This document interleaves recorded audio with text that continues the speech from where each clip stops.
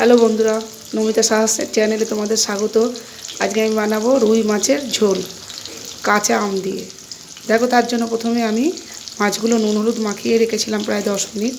এখন আমি ওগুলোকে লাল লাল করে ভেজে নেব।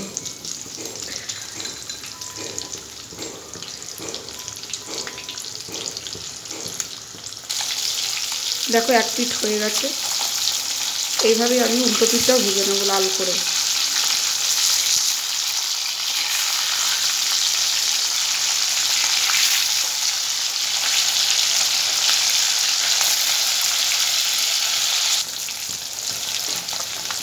দেখো, ভাজা হয়ে গেছে।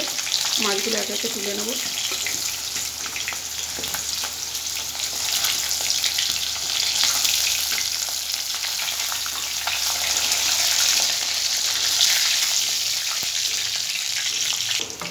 ওই তেলের মধ্যেই আমি দিয়ে দেবো কালো জিরে, দিয়ে আলুগুলো ভেজে নেব। খুব লাল না করলেও হবে, তবে 50% যাতে বয়েল হয়ে যায়।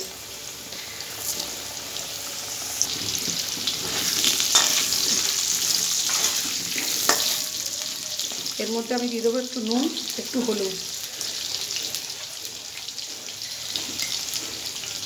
হলুদটা দিলে আলুতে কালার চলে আসবে।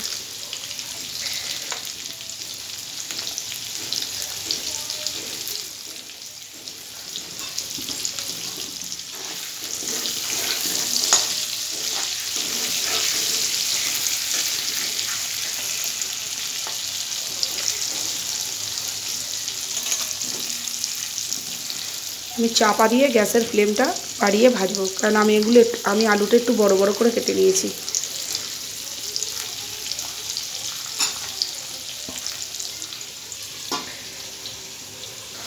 দেখো, আলুটা 50% বয়েল হয়ে গেছে, আর 50% বয়েল আমি মশলা কষার সময় করে নেব।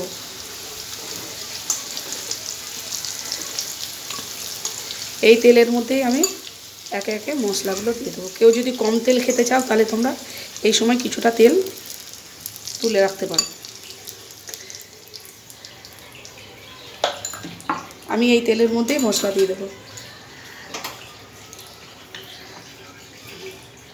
1 চামচ আদা বাটা। আদা বাটাটা একটু বেশি লাগবে। 1 চামচ জিরে বাটা।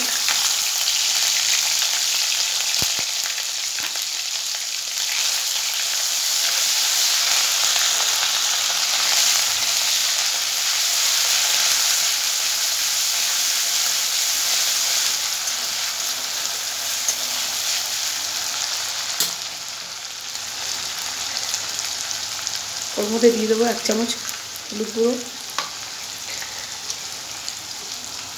লঙ্কা গুঁড়ো,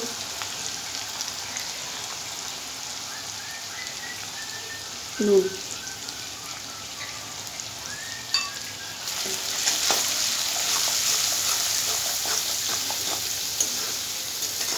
মশলাটা একটু ভাজা হলে ওর মধ্যে টমেটো পেস্ট করে রাখাটা দিয়ে দেবো।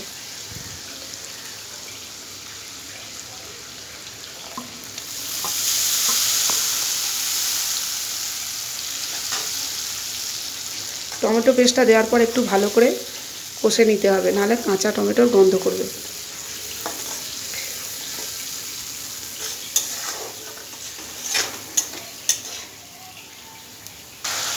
মশলা থেকে তেল ছেড়ে গেলে ভেজে রাখা আলুগুলো আমি দিয়ে দেবো।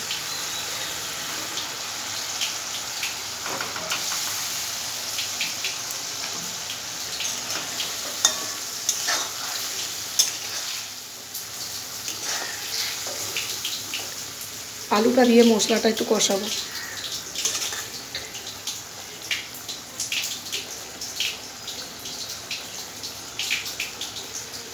দু 3 মিনিট কষানো হয়ে গেলেই ওর মধ্যে আমি জল দিয়ে দেবো।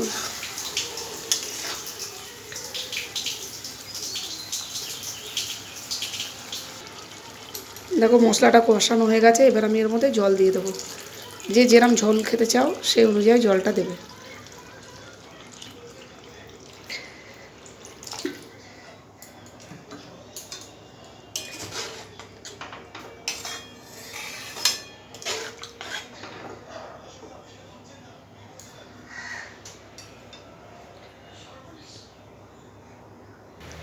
দেখো ঝোলটা ফুটে গেছে, এর মধ্যে আমি দিয়ে দেবো কাঁচা আমের টুকরো।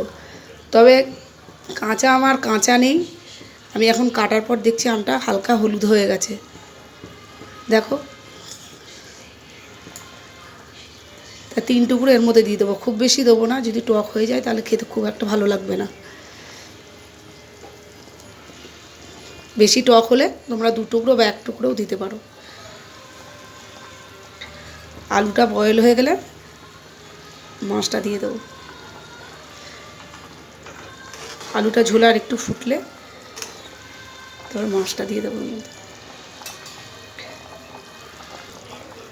দেখো আলু বয়েল হয়ে গেছে, এবার ওর মধ্যে আমি মাছটা দিয়ে দিচ্ছি। মাছটা দিয়ে 5 মিনিট ফুটলেই নামিয়ে নেব।